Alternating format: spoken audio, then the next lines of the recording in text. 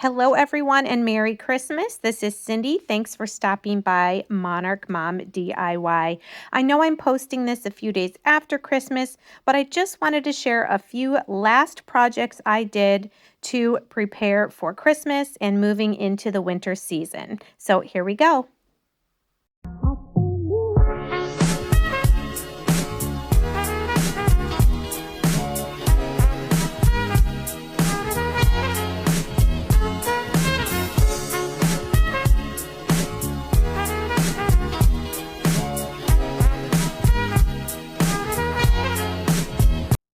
Today's first project is one I've been wanting to do for a while since I saw a YouTube video by Bargain Bethany.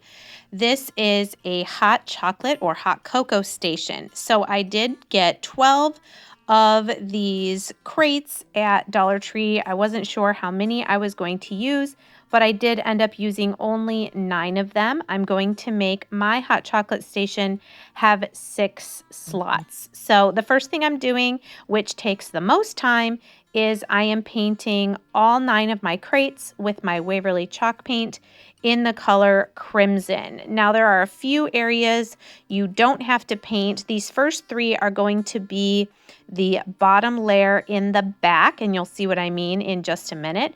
So I am not going to paint the inside of these 3, just the outsides and a little bit of the bottom. Now these 6 are going to be my actual cubbies or slots of my hot chocolate station. So these I am painting all of the inside spaces and around the outside. You do not have to do the bottoms of these if you don't want to, because those will not be seen.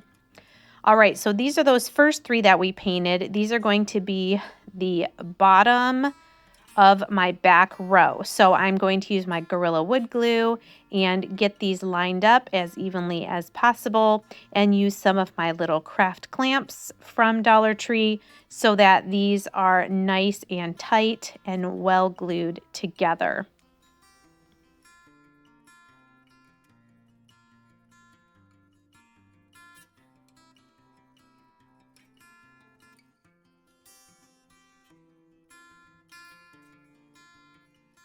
Okay, so those are dry now. We'll set those in the back. And now we're going to glue our 2 rows of 3 that will hold all of our hot chocolate supplies together. Again, just using the same method, putting some wood glue on the sides there and then clamping them together. Here is 1 row of 3, and then we'll move that to the back to dry and do the same thing with this other row of 3. And now that all of our rows are dry, we can go ahead and finish assembling our hot chocolate station. So this is how it's going to be. So the first thing I'm doing is I'm going to glue together the back row that is kind of a riser and my front row of 3 cubbies. So here you can see I'm gluing them together like this. You can see they're not perfectly straight, and you'll see how I will remedy that when I put the last row on. But I'm getting those as straight as possible, and then I am going to put some heavy scrapbook photo albums on top to make sure they dry as tightly as possible. Those are now dry, so I'm going to glue my top row, and see, I'm going to slide this second row forward a little bit so it covers up that gap that was created on the bottom. And we're just going to again put some books on top here to make sure it is secure and flat. I was so excited. I love this red color for Christmas, but also it already matches my coffee station colors, which are teal and red. Now all of these supplies I did find at Dollar Tree, the cider packets, the hot cocoa packets with marshmallows. I think you can get them without as well. And then to go along with the apple cider, I did get some of these hard cinnamon candies. I like to melt cinnamon candy in my apple cider to give it that taste. Then we also have some peppermint sticks that you can melt in your hot chocolate, some chocolate chips to give it a little more chocolatey flavor, and then also some of these Pirouline, I think you call them, cookies. So the last thing I'm doing is taking some of these clothespin chalkboard signs and with my little chalk pencil, writing cider, cinnamon candies, cookies, chocolate chips, hot cocoa, and candy canes, and just using those to label the sections. What I love about this is I can change this out if I want to use it for something else later on in the year. Next, I decided I needed a sign for my hot chocolate station, so I took this canvas. I'm not exactly sure what size it is, but it is kind of a skinny rectangle, and I just had it on hand and thought it would fit nice. I just put a light blue color on the back, and then I found this graphic doing a Google image search. I did enlarge it and print it so it is about the size of 2 sheets of notebook paper. Using some of my transfer paper and the little stylus, I'm just tracing the wording onto my canvas, and I'm going to do that for the wording and also the 2 cups of cocoa at the bottom. There you can kind of see it. It's pretty light, but you don't want it too dark. And then I'm taking my Elmer's paint markers and I'm going to use red and trace the words hot and bar. And then for the word chocolate, I am going to use a flat skinny paintbrush and some brown acrylic paint that I had on hand because I did not have a brown paint marker. And this works really well just to create your own sign using any image that you might find on Google image search. You can do this for wording, for pictures, everything. I'm just here showing you some of the stages. I also had a teal blue paint marker coloring in the words and also the cups. I did use a set of 6 mini snowflake ornaments from Dollar Tree. I just glued those to my sign and also to my cups, and I just love how this turned out. My second project I've been wanting to do for the kids is these 8x10 canvas photos of each of our children with my husband and I. So we did have those pictures taken. I printed them at Walgreens and then found these 3 8x10 canvases, of course, at Dollar Tree. All I'm doing here with some black paint is I'm painting the edges of my canvases and a little bit onto the front, just in case something isn't completely straight. So here's what the 3 canvases look like with the paint. Next, taking my matte finish Mod Podge, I'm going to give a good generous layer on top of each canvas, and then we will attach the 8x10 photo to the front.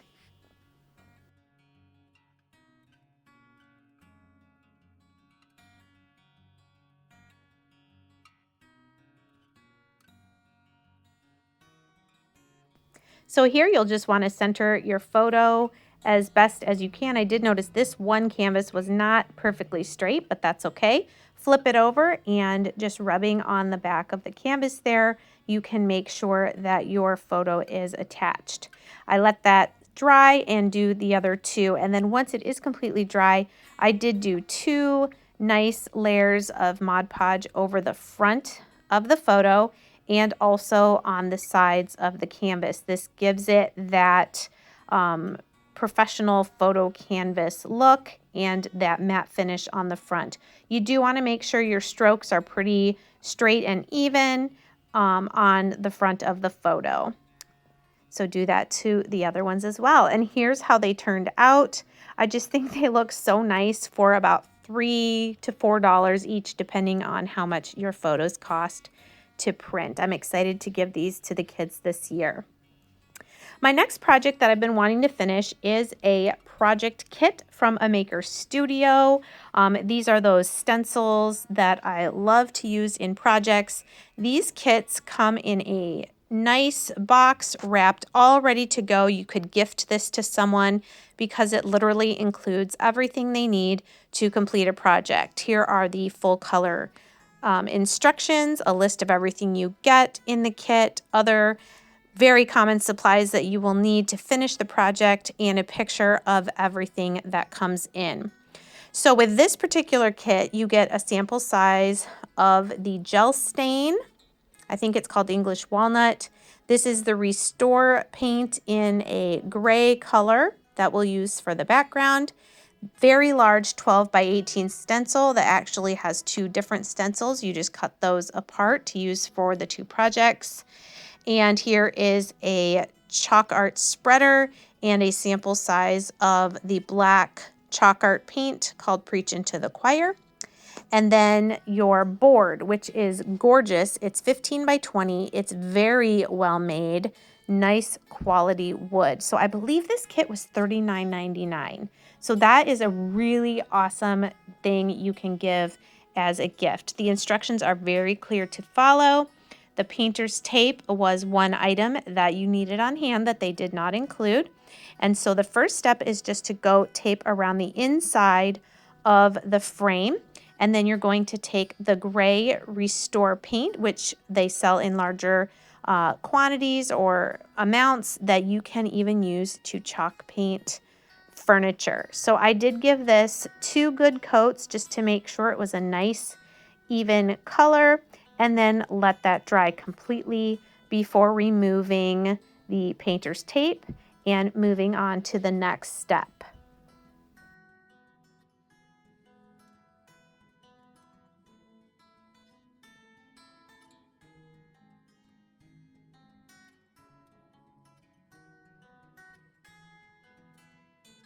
And here's the color when it's done. It's about the same as Mineral Waverly chalk paint.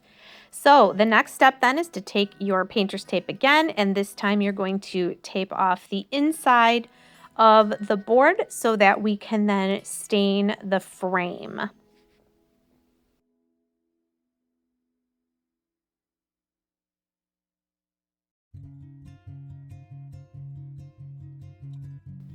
I do love that this gel stain does not have a stain odor, kind of like the Waverly Antique Wax. For these instructions though, it did say to dilute it 1 part gel stain and 1 part water. Now I will say that this did make it pretty liquidy, and I next time would probably just use the gel stain for a darker color, but this just shows how you can modify this one stain to give different shades. I did also notice that I probably should have pushed down the painter's tape a little bit more in the corners because I did get a little bit of bleed under my Dollar Tree painter's tape, but that's okay. I didn't mind. I thought it added to the finished look. So you just brush this on with the foam brush and then wipe away the excess with a paper towel or some other lint-free cloth.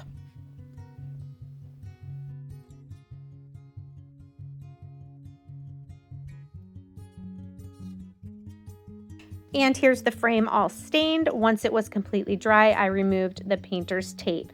The next step, again, you cut that stencil so the joy is separated. And I love this quote. I think, yes, it is Christmassy, but I think this is something that is farmhouse and general enough that could stay up all year long. Peace on earth and goodwill towards men. That's something that we need all year long. So here I'm just measuring, trying to make sure my stencil image is centered as much as possible, and then pressing it down really, really well so that it is adhered and my chalk stenciled image will be as crisp as possible. So this is the chalk art. It's kind of a, I don't know what you'd call this, kind of a paste a little bit. And you're just going to spread that on to the stencil, scraping away the excess as you go. You really do not need very much of this. I will say that if you don't seal this, you could remove this saying with just a little bit of water, so like a damp cloth. So that is another thing that makes this even more attractive, is that you could make this board say this, and then after the holiday, if you wanted, you could wipe that image away and then stencil something else on the board. But look at how awesome and crisp these stencil images are. I just love these stencils. If you're interested in more information, I will put a link in the description box. But how simple and cute is this? I just love it. And just add it on a shelf with a little bit of greenery, and you've made a wonderful gift for someone or a beautiful decor for your home. This last project is one that actually my youngest daughter was making for her brother. I had this 3-foot by 3-foot canvas, and she really wanted to make a personalized homemade gift for him. So we gave it a couple coats of just a white Kills paint and primer, and then using my old-fashioned teaching method, we took an image she found online, made an overhead transparency. She projected it onto the canvas, traced it in pencil first, and then with a black paint marker, and then just filled in the spaces, and he was so excited. Well, guys, again, I hope you've had a Merry Christmas and are looking forward to a wonderful New Year. Thank you so much for supporting my channel. Please, if you have not already, consider sticking around by hitting that subscribe button. And I hope everyone will give this video a thumbs up and let me know which project in the comments you liked the best. Thanks!